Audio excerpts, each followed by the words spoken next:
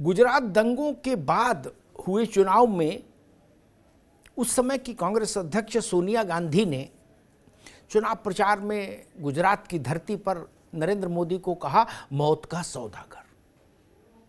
सोनिया जी की इस टिप्पणी का परिणाम ये रहा कि कांग्रेस गुजरात से लुप्तप्राय होने की स्थिति में पहुंच गई उस चुनाव में, और नरेंद्र मोदी फिर उत्तरोत्तर मजबूत होते रहे।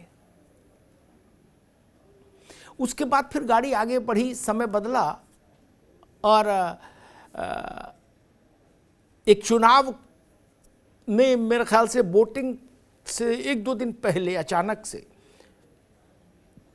जब कांग्रेस ठीक चुनाव लड़ रही थी, अच्छा चुनाव लड़ रही थी, कांग्रेस के एक पुराने नेता मणिशंकर अय्यर प्रकट हुए, अवतरित हुए, और उन्होंने नरेंद्र मोदी को कहा नीच आदमी।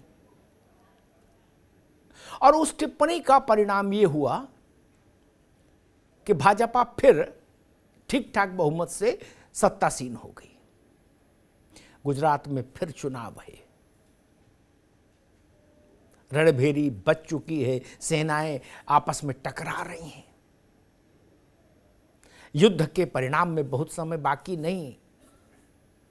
और इस बार भी कांग्रेस से एक चेहरा इमर्ज हुआ, उभरा, जिसका नाम है मधुसूदन मिस्त्री। ये वही मिस्त्री जी हैं जिन्होंने भी चुनाव कराए थे, चुनाव प्राधिकरण के अध्यक्ष थे कांग्रेस का, और उन्होंने ऐलान कर दिया कि चुनाव में हम मोदी को औकात बता देंगे। मोदी मोदी ठहरे। मोदी जी के लिए समझ लो कि ये उपहार हो गई टिप्पणी। वो इसी टिप्पणियों से खेलना जानते हैं चुनाव में। उन्होंने बहुत विनम्र सा चेहरा अपना बनाया मंच पर और कहा कि मैं तो सेवक हूं, सेवक की क्या औकात होती है, आप मुझे क्या औकात दिखाएंगे, मेरी तो कोई औकात ही नहीं। आप सोच सकते हैं, एक सी स्क्रिप्ट कांग्रेस की हर दौर में रही, और हर दौर में उसको अपनी ऐसी चुनावी स्क्रिप्ट से भारी घाटा उठाना पड़ा। लेकिन फिर भी इस बार भी कांग्रेस ने इस परंपरा को जारी रखा, और ये मशाल जलाई इस बार मिस्त्री जी ने। क्या पूर्व का अनुभव जैसा रहा है, क्या ये भी बीजेपी के लिए शुभांकर होगी टिप्पणी? क्योंकि शायद नरेंद्र मोदी की राजनीतिक यात्रा में ये भी एक तत्व है कि जब जब उन्हें जितनी ज्यादा गाली दी गई, वो उतने ही ज्यादा मजबूत होकर उभरे।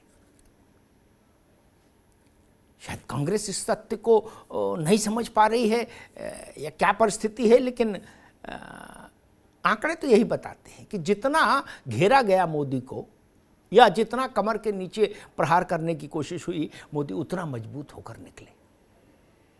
आखिर एक स्क्रिप्ट बार बार वही, और उस पर मोदी का उत्तर भी लगभग एक ही शैली का, और उसमें बार बार कांग्रेस को चुनावी नुकसान। लेकिन ये सिलसिला टूटता क्यों नहीं?